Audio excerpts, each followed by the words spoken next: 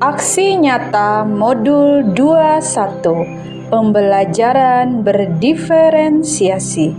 Salam dan bahagia Bapak Ibu guru hebat. Perkenalkan, saya Dewi Junianti, guru matematika SMA Negeri 1 Rambasamo, sekaligus CGP Angkatan 7 Kabupaten Rokan Hulu. Dengan fasilitator Ibu Insiati dan pengajar praktik Ibu Reni Juniarti. Pembelajaran berdiferensiasi adalah serangkaian keputusan masuk akal atau common sense yang dibuat oleh guru yang berorientasi kepada kebutuhan murid atau suatu usaha menyesuaikan proses pembelajaran di kelas untuk memenuhi kebutuhan belajar individu. Pembelajaran berdiferensiasi dapat dilakukan dengan mendiferensiasi konten, proses, atau produk. Diferensiasi konten merujuk pada strategi membedakan pengorganisasian dan format penyajian konten. Konten adalah materi pengetahuan, konsep, dan keterampilan yang perlu dipelajari murid berdasarkan kurikulum. Diferensiasi proses merujuk pada strategi membedakan proses yang harus dijalani oleh murid yang dapat memungkinkan mereka untuk berlatih dan memahami isi atau konten materi. Sedangkan diferensiasi produk merujuk pada strategi memodifikasi produk hasil belajar murid, hasil latihan, penerapan, dan pengembangan apa yang telah dipelajari. Terdapat beberapa karakteristik pembelajaran berdiferensiasi. Pertama, adanya tujuan pembelajaran yang didefinisikan dengan jelas. Kedua, adanya respon terhadap kebutuhan belajar murid yang berbeda berdasarkan kesiapan belajar, minat belajar, dan profil belajar murid. Ketiga, adanya lingkungan belajar yang mendukung proses belajar murid. Empat, adanya manajemen kelas yang efektif. Dan kelima, adanya penilaian yang berkelanjutan. Hal-hal yang dilakukan dalam pembelajaran berdiferensiasi diantaranya adalah: pertama, membandingkan tujuan pembelajaran yang ingin dicapai dengan tingkat pengetahuan atau keterampilan yang ditunjukkan oleh murid saat ini. Kedua, menggunakan berbagai asesmen untuk memastikan bahwa murid telah berada dalam level yang sesuai. Ketiga, melakukan survei untuk mengetahui kebutuhan belajar murid. Keempat, melakukan refleksi terhadap praktik pengajaran yang sudah dilakukan untuk mengetahui efektivitas pembelajaran. Langkah-langkah pembelajaran berdiferensiasi dalam aksi nyata ini adalah: yang pertama, melakukan pemetaan kebutuhan belajar murid yang meliputi kesiapan belajar murid dan profil belajar murid. Dalam aksi nyata ini, profil belajar yang dipilih adalah gaya belajar murid. Pemetaan kesiapan belajar dilakukan melalui asesmen awal pembelajaran untuk mengetahui pengetahuan awal murid terhadap materi yang akan dipelajari. Pemetaan gaya belajar murid dilakukan dengan memberikan angket kepada murid. Asesmen awal pembelajaran dan angket diberikan pada pertemuan sebelum kegiatan pembelajaran berdiferensiasi. Langkah kedua adalah menyusun rencana pelaksanaan pembelajaran atau RPP berdiferensiasi sesuai dengan kebutuhan pembelajaran murid. Pembelajaran berdiferensiasi yang dilakukan adalah diferensiasi konten dan diferensiasi proses. Langkah ketiga adalah melaksanakan pembelajaran berdiferensiasi sesuai dengan yang sudah direncanakan. Yuk kita menyimak video pembelajaran berdiferensiasi berikut ini. Selamat pagi. Pagi, Miss.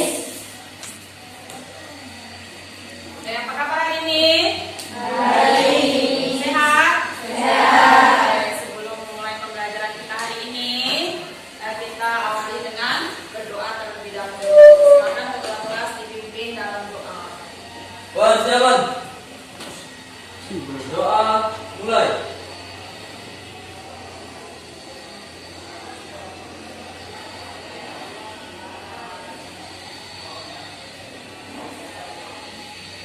Selesai.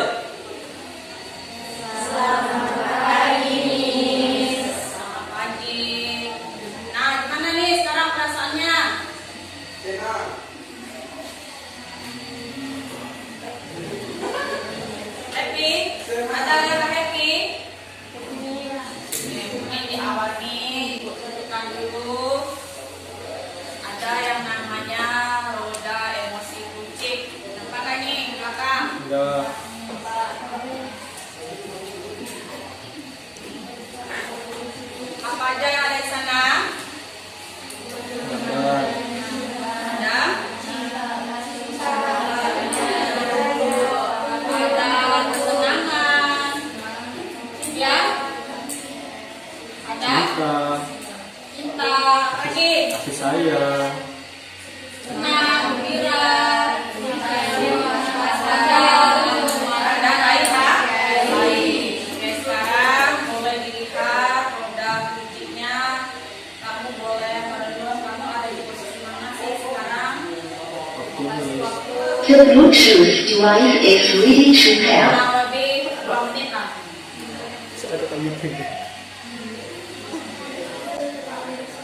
Ya, tentang diri sendiri, apa sih perasaan kamu hari ini? Tertarik.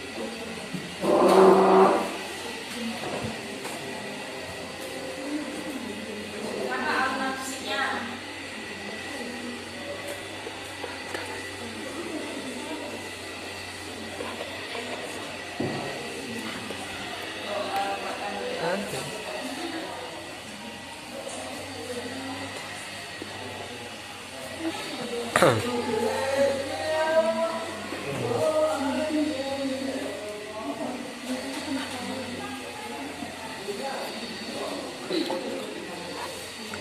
Pak Arisa. The Bluetooth device is connected successfully.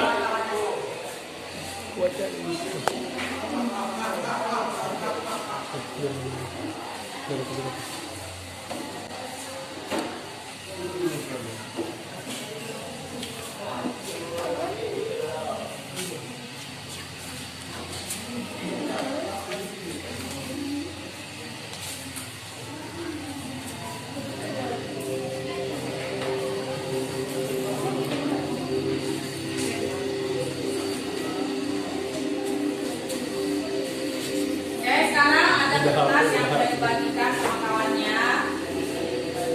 Nah, sticky note ini kamu tulis di sini nanti namanya. Kemudian apa sih perasaan kamu berdasarkan roda kunci yang ada. Misalnya hari ini merasa senang. Nah, tulis misalnya si Andini. Silakan ini ada kamu senang yang sudah ikut nempel. Nah, kalau gembira ini ya, emosinya kan. Nanti kertasnya ditempel ke sini. Ya. Kalau senyum ini senang juga sih sebenarnya. Oh ini senangnya bahagia ya. Kalau yang ini apa ini? Bingung, boleh bingung. Yang ini? Marah, jengkel. Yang ini? Bingung, boleh juga bingung. Atau apa nih? Nggak tahu ya. Yang ini? Sedih. Yang ini? Ya sedih juga. Yang ini sedihnya cemberut aja. Yang ini benar. Nangis. Kalau yang ini cinta. Oke, mencinta. Nanti kalau ada yang tidak ada di sini boleh digambar sendiri emosinya di kertas. Nanti kamu tempel di tempat yang mana kita tempel di sini kamu boleh. Buat batu. Ya, nanti kita lihat satu-satu. Nah, boleh tulis sekarang. Yang sudah langsung boleh ditempel.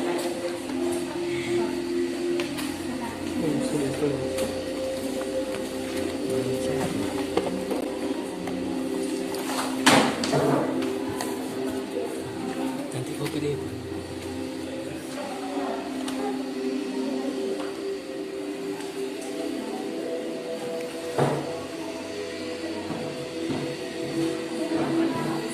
Ya, tulis namanya ya.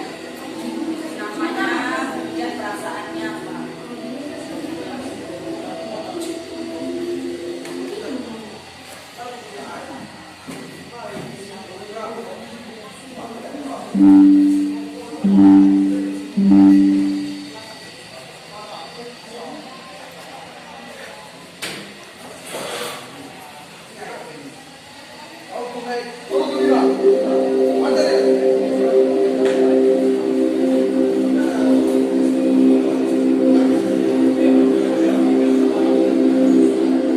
Nah, yang sudah boleh Marisa.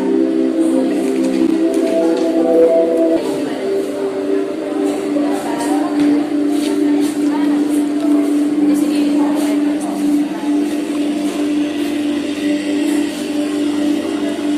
Dah,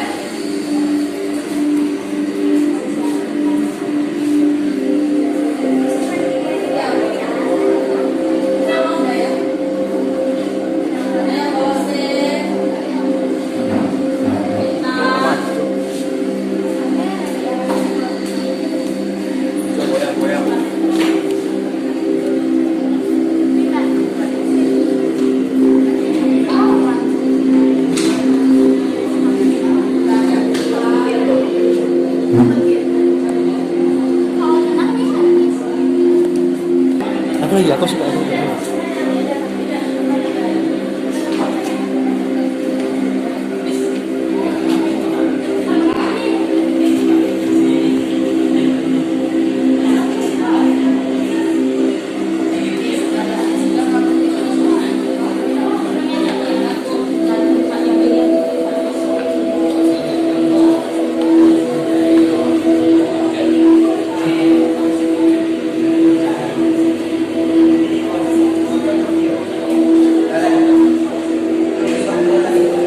Saya setengah menit lagi ya, bisa ya. Saya berapa?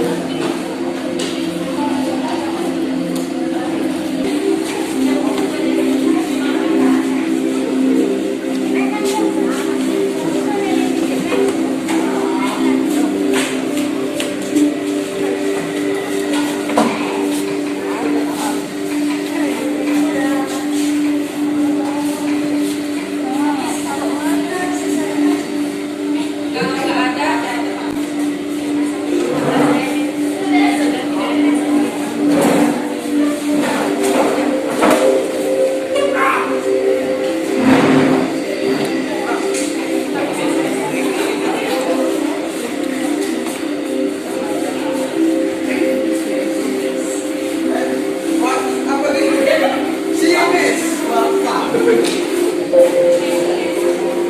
ada yang belum? Sudah semua ya. Oke, lihat ya. Yang banyak di mana nih? Nah, ya gembira. Saya hari ini gembira karena saya bahagia. Bahagia. Gembira karena dapat melakukan pembelajaran matematika. Oke, senang bisa dapat puasa dengan baik dan tidak ada halangan. Oke, bagus sekali. Senang, sedang merasa kagum. Oke, Jessica kagum sama siapa, Jessica? Hah? Senang karena bisa bertemu lagi dengan teman-teman. Percaya diri ya. Tenangan. Karena sedang tidak ada masalah. Kayak ini ya, Wanda. Perasaan saya saat ini termenung karena tidak tahu apa yang ingin dilakukan dan apa yang dipikirkan. Bisa jadi karena pemikiran kacau. Kenapa kacau, Yolanda? Hah? Lu nggak tahu pikirannya kacau? Di video saya merasa senang karena hari ini masih bisa dan dapat belajar dan memahami sebuah materi, dapat bertemu dengan teman-teman dan guru. Jadi posisinya di mana harus video? Ya, oke, tempelkan balik si video. Jengkel, ini jengkel Maria. Jengkel terhadap teman yang mudah menuduh seseorang tanpa bukti dan tanpa alasan apapun. Ya Maria, jengkel dengan seorang teman Maria, Baby dan si Yolanda yang hari ini perasaannya kurang bahagia. Kalian jengkel Maria seperti ini. Ceritakan Maria. Jengkel sama siapa? Teman yang mana? Teman di sini. Dan apa jengkel? Kami sama-sama dituduh ngapain?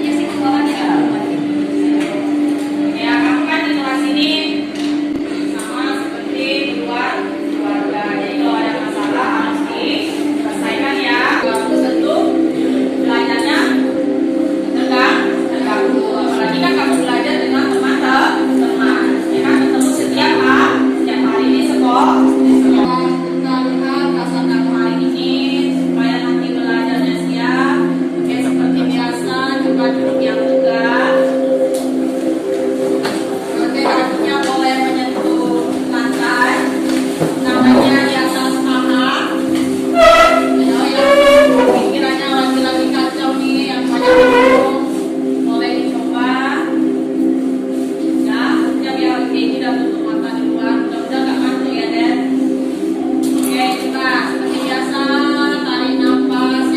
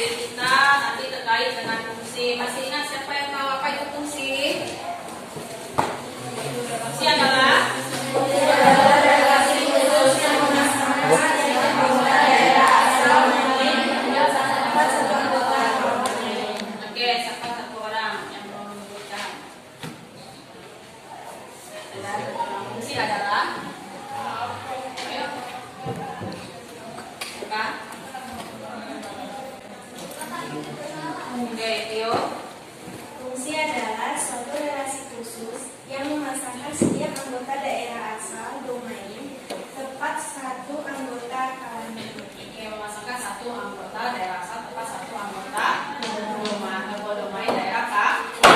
Kemudian kita mengenal ada sifat-sifat fungsi. Oke, siapa yang mau sebutkan apa aja sih sifat-sifat dari fungsi?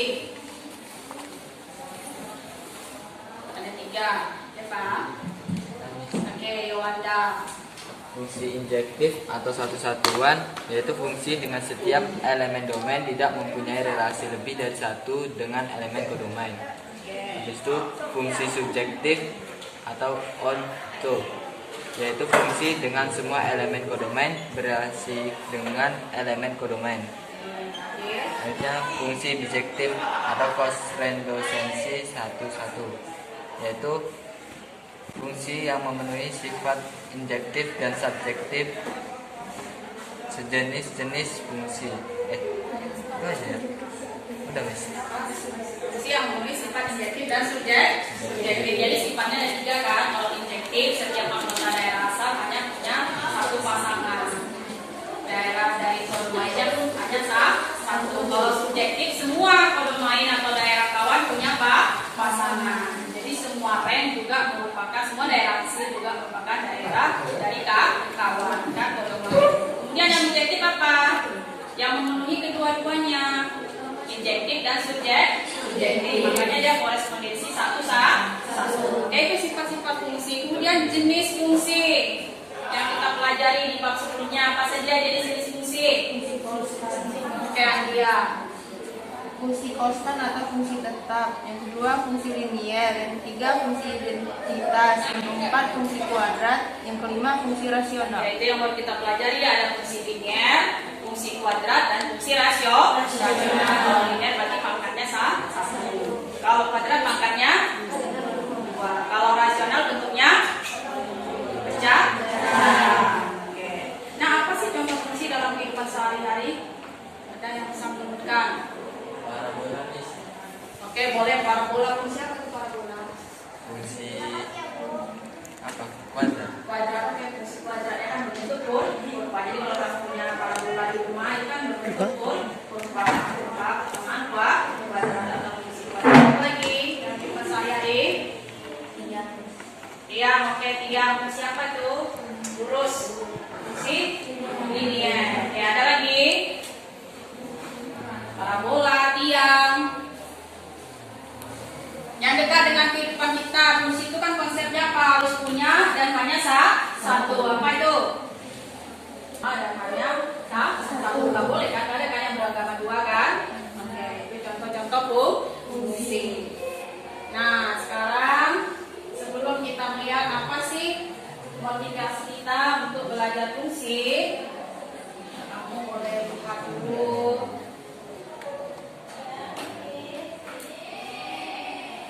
Nah, ini mengapa perlu mempelajari fungsi komposisi?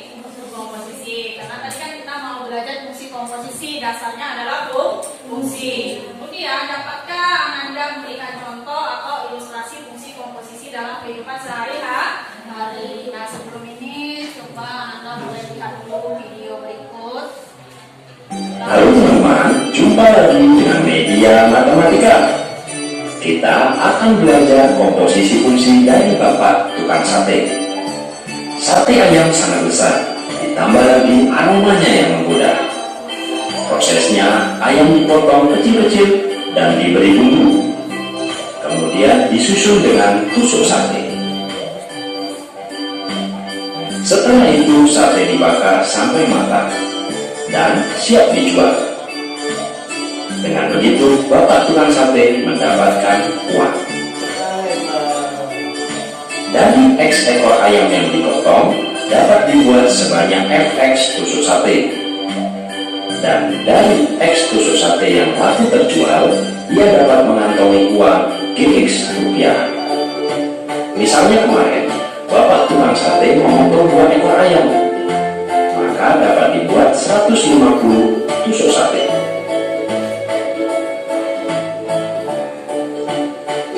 Setelah berkeliling dan terjual semua, maka uang yang ia dapatkan sebesar 100.000 rupiah.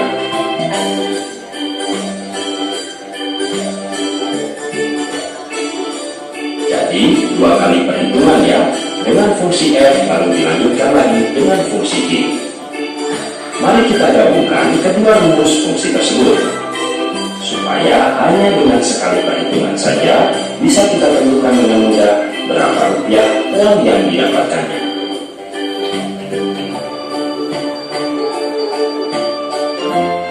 Ya, akhirnya kita dapatkan rumus baru yang lebih praktis, rumus fungsi GFX. Misalnya, hari ini agak sepi, ia hanya memotong 1 ekor ayam saja. GF1 sama dengan 30.000. Artinya, ia hanya dapat mengantongi 30.000 rupiah dari berjualan hari ini. Mudah-mudahan jualan besok lebih ramai, sehingga lebih banyak lagi uang yang bisa ia bawa pulang.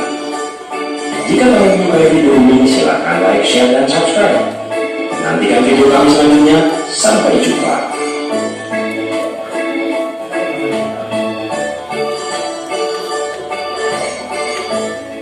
Oke, gimana tadi videonya? Apa sih yang nampak di dalam video?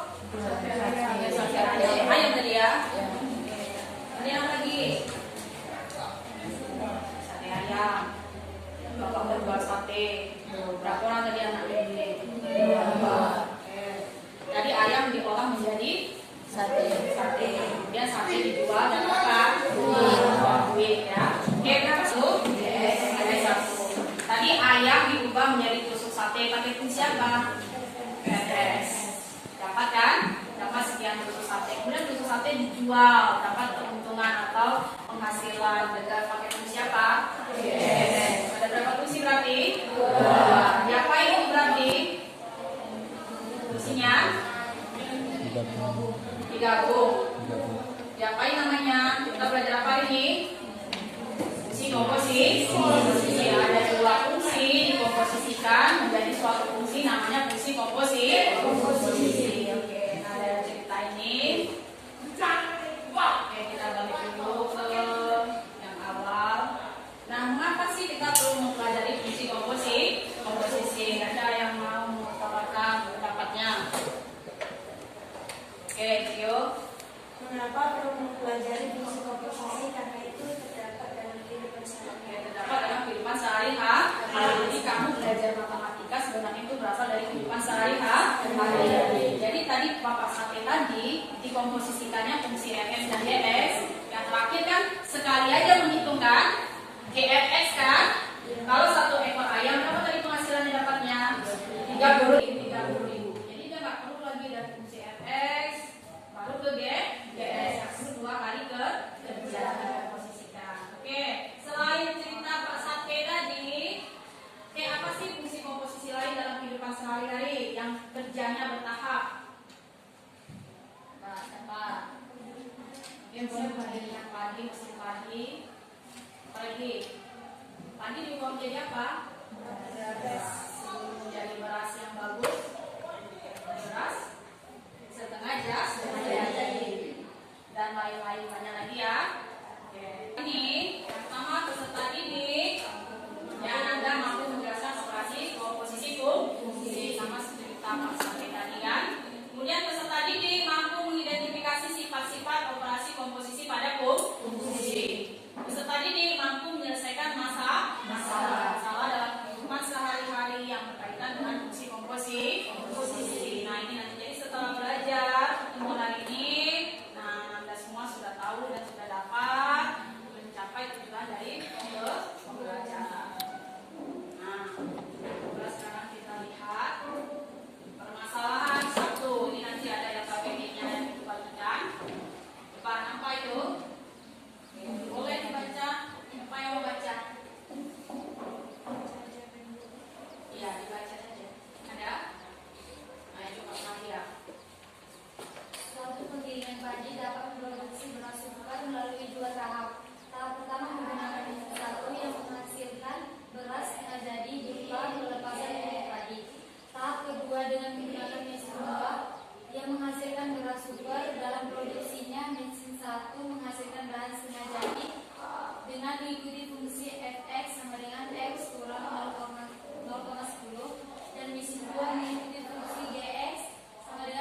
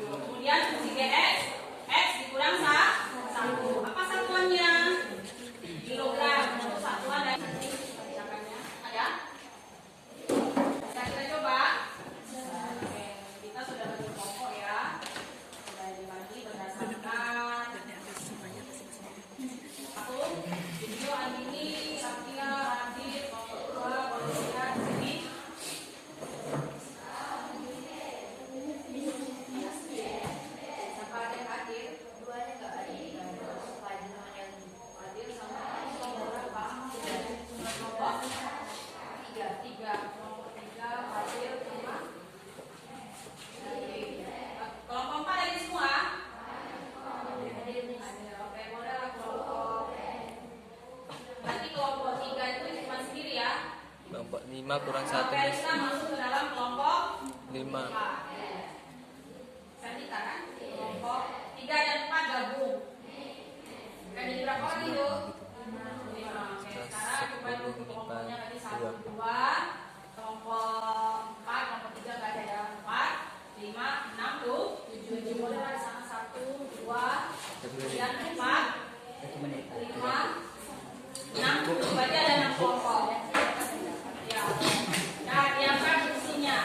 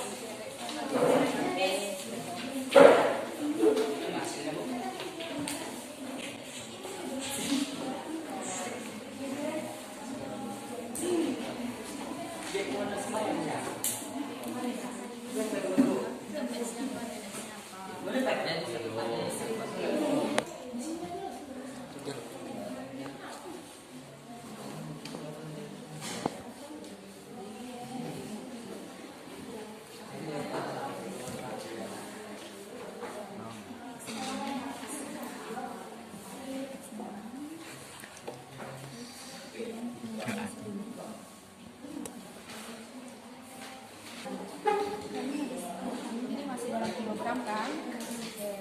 Sekarang 1 kilo berapa ton? Dibagi seri, jadi 909, 98,9 dibagi seri, jadi berapa itu? 0, berapa?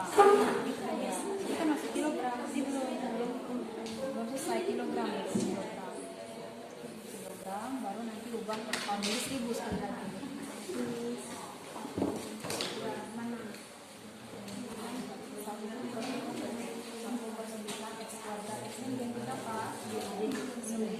Nanti 9 kuadrat kan? Berapa 9 kuadrat? 9 per 81. 1 per 9 dikali 81 berapa?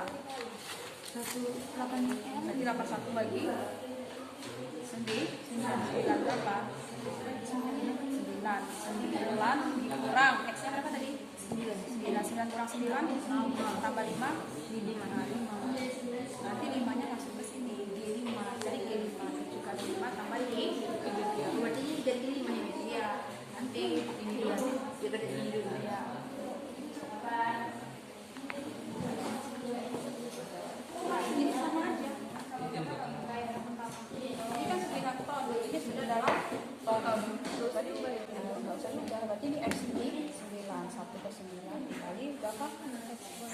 kuadrat X berapa? 9 kuadrat dikurang 9 tambah 5. Itu kan kuadrat. Yang kuadrat berapa?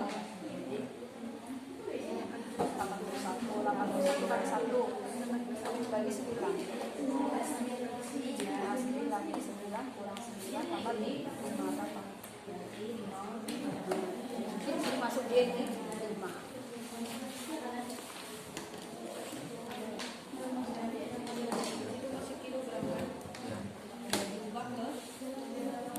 Diubah, ini kan bukan kilo, diubah ke ton, dibagi 1000. Dibagi 1000.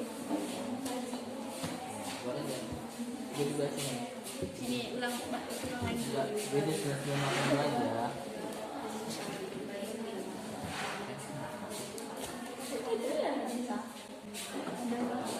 Oke, 1 kali 81 81 bagi 9 9 berarti 9 kurang 9 ditambah 5 ini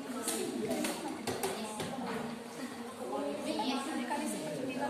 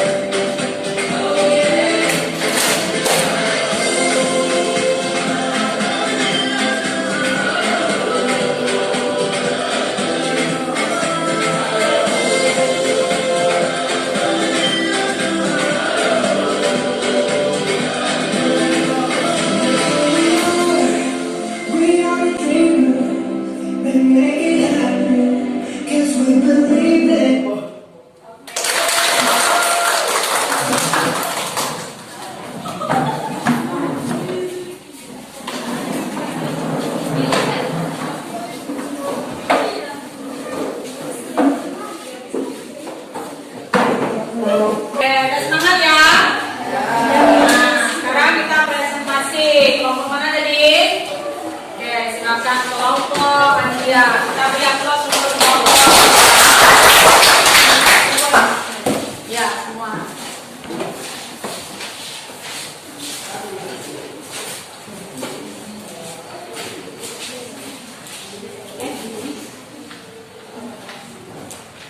Assalamualaikum warahmatullahi wabarakatuh. Waalaikumsalam warahmatullahi wabarakatuh. Kami di sini ingin mempresentasikan dari tugas. Suatu penggilingan padi dapat memproduksi beras super melalui dua tahap. Tahap pertama menggunakan mesin satu yang menghasilkan beras menjadi berupa pelepasan kulit padi. Tahap kedua dengan menggunakan mesin dua yang menghasilkan beras super. Dalam produksinya, mesin satu menghasilkan bahan super menjadi dengan mengikuti fungsi Fx sama dengan S kurang 0,10 dan mesin dua mengikuti fungsi Gx sama dengan X kurang 1. Dengan X merupakan banyak bahan dasar padi dalam 1 satuan kilogram. Jika bahan dasar padi yang tersedia untuk suatu produksi sebesar 1 ton, berapakah beras super yang dihasilkan dalam ton? Oke, berapakah beras super yang dihasilkan dalam ton?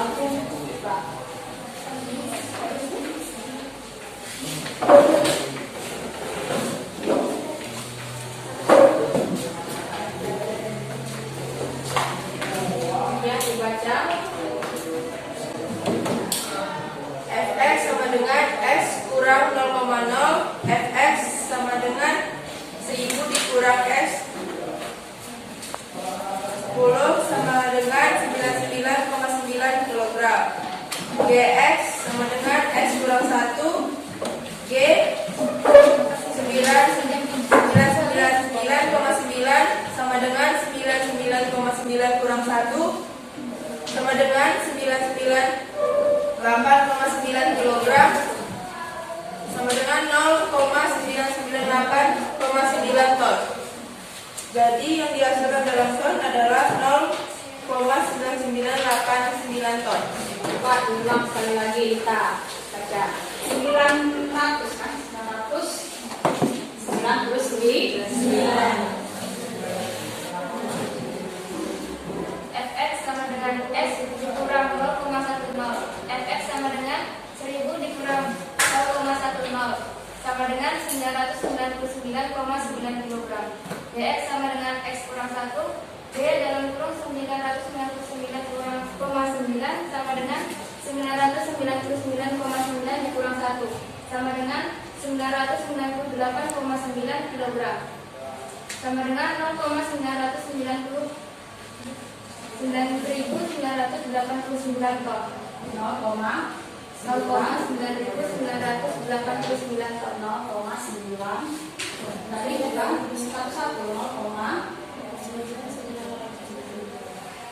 0,9989 ton.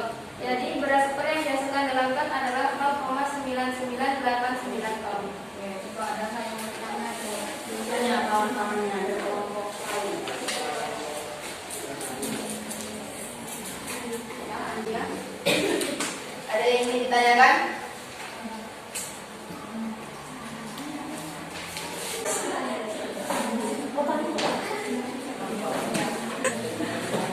Yo, silakan pertanyaannya. Saya mau bertanya. Di polsek kan ya? Ya, Saya ingin bertanya, kenapa dibagi dengan sini? Dapatnya dari mana?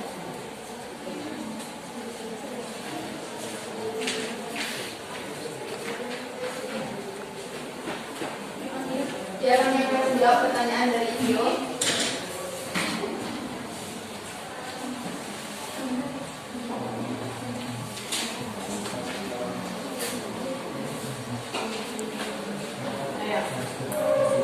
Kan program sementara bahan dasar padi yang tersedia itu tersedia itu 1 ton. Jadi 1 ton itu dirubah dari kilogram jadinya 1000. Terima kasih. Saya, Gio ya. Ada lagi? Ada lagi yang ingin ditanyakan dari teman-teman?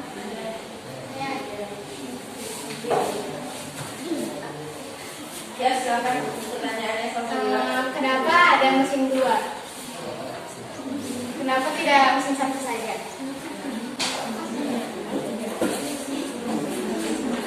Saya akan menjawab pertanyaan dari Kabila, kenapa harus ada mesin dua gitu kan?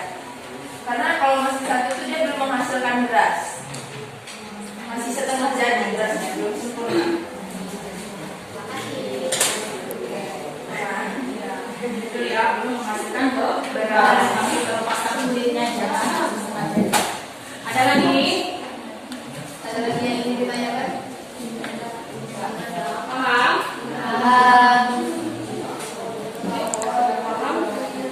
Cukup sekian dan terima kasih. Bila ada kesalahan dari kami mohon dimaafkan. Wabillahi taufiq wal hidayah. Wassalamualaikum warahmatullahi wabarakatuh. Terima kasih teman-teman.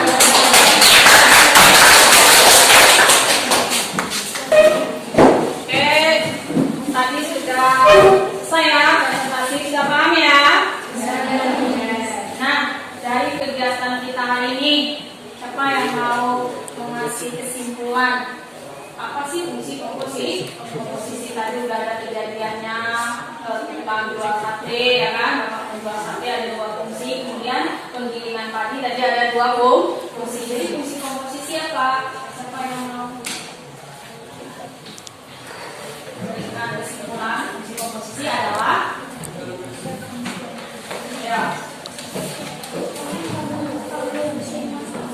ada dua fungsi tadi, ya kan? Ada? Oke, siapa? Posisi, oke. Posisi. Oke, boleh nih.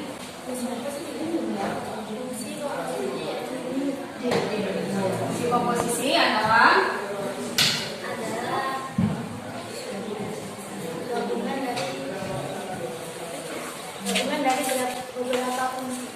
gabungan dari beberapa fungsi. Ada yang lain yang mau menambahkan? Ada? Ya, ada berapa fungsi minimal berarti? Dua, ya. Karena gabungan dari beberapa fungsi berarti minimal ada dua fungsi. Jadi betul ya, betul seperti yang dikatakan di sini. Fungsi komposisi adalah gabungan dari beberapa fungsi atau susunan dari beberapa fungsi yang mempunyai hubungan dekat dan berkaitan. Kan tadi mesin satu, kemudian dilanjut dengan mesin dua. Nggak bisa langsung ke mesin dua, terus melewati mesin satu. Itu juga fungsi fx baru kemudian fungsi gs. Jadi minimal ada berapa fungsi tadi? Dua. Oke. Nah, sekarang untuk melihat pemahaman sekalian, coba kembalikan kursinya seperti duduknya semula. Kita akan adakan quiz.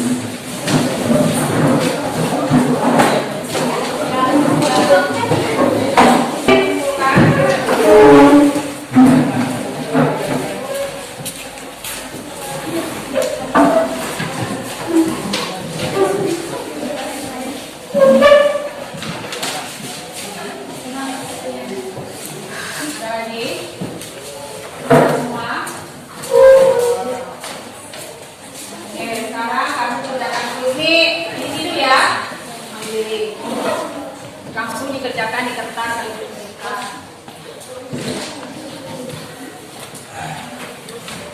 Karena ada dua soal terkait dengan fungsi komposisi.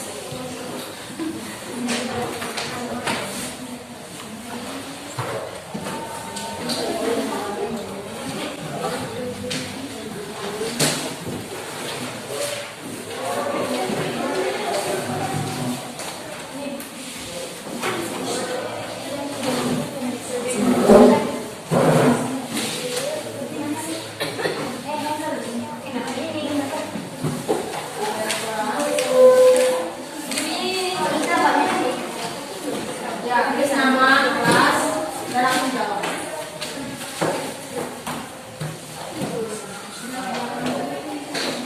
Sampai.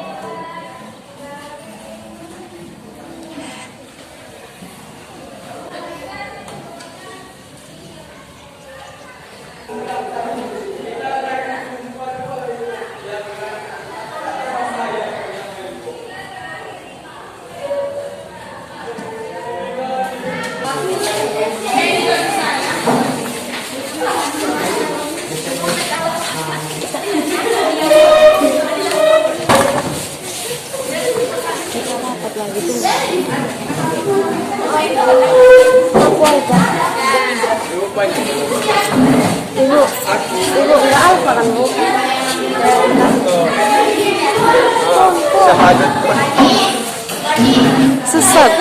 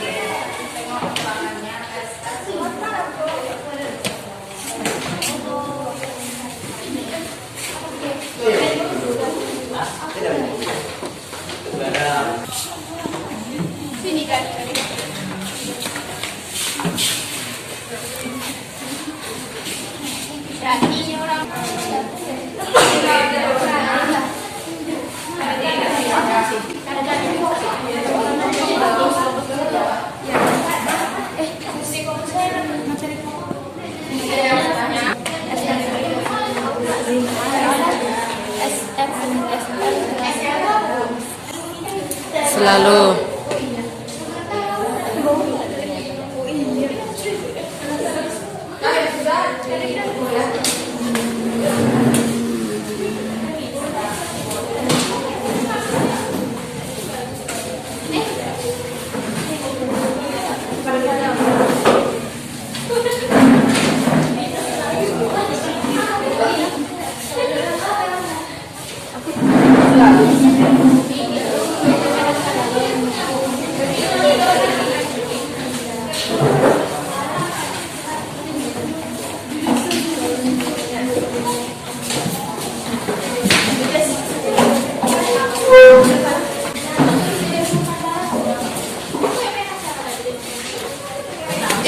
Manja kali.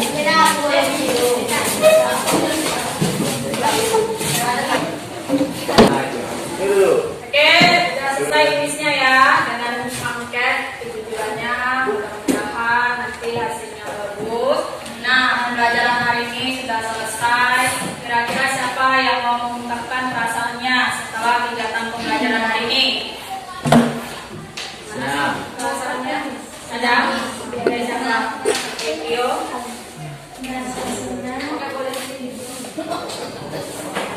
Rasanya rasa senang, senang juga gembira. Pembelajaran kali ini sangat seru. Ada lagi? Satu lagi. Itu kan teranjang. Jadi, Rio, siapa? Oke, Rio boleh. Satu saat ini saya merasa menurut karena sedikit merasa agak lega. Lega ya. Lega. Iya. Ya. Kalau untuk kedepannya ya mudah-mudahan Anda semua tetap semangat ya belajarnya ya. Apa yang sudah dipelajari diingat ya, jangan cepat dilupakan. Oke, demikian pembelajaran hari ini. Berikutnya kita akan melihat bentuk-bentuk operasi fungsi komposisi. Oke, sebelum pulang kita berdoa dulu. Semoga dibimbing dalam doa. Persiapan. Berdoa mulai.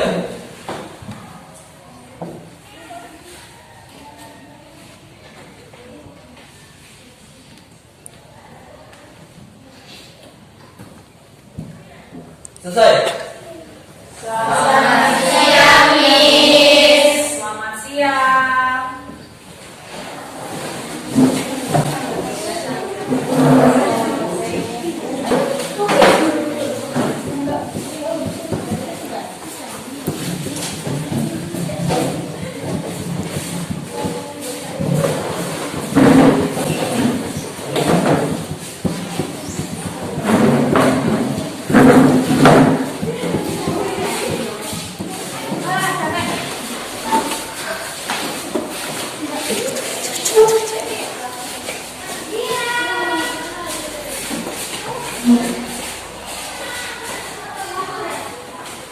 Langkah keempat, melakukan penilaian sesuai dengan pembelajaran berdiferensiasi, yaitu penilaian formatif dan sumatif. Namun, akan lebih banyak fokus pada penilaian formatif. Dan langkah terakhir, langkah kelima, melakukan refleksi terhadap pembelajaran berdiferensiasi yang telah dilaksanakan. Berikut adalah refleksi mandiri saya sebagai CGP. Yang pertama, guru lupa mengecek kehadiran murid di dalam kelas. Yang kedua, guru dalam memberikan scaffolding kepada murid dalam kegiatan penyelidikan fase 3 pada RPP masih menempatkan diri dalam posisi pemantau, bukan manajer. Berdasarkan refleksi tersebut, maka rencana tindak lanjut yang diambil adalah untuk kedepannya harus menguasai setiap langkah kegiatan pembelajaran dengan baik sehingga tidak ada langkah yang tertinggal. Kemudian menempatkan diri sebagai manajer dalam memberikan scaffolding kepada murid dalam kegiatan membimbing penyelidikan. Thank you. Guru yang baik tahu bagaimana membawa yang terbaik dalam diri murid. Charles Kura.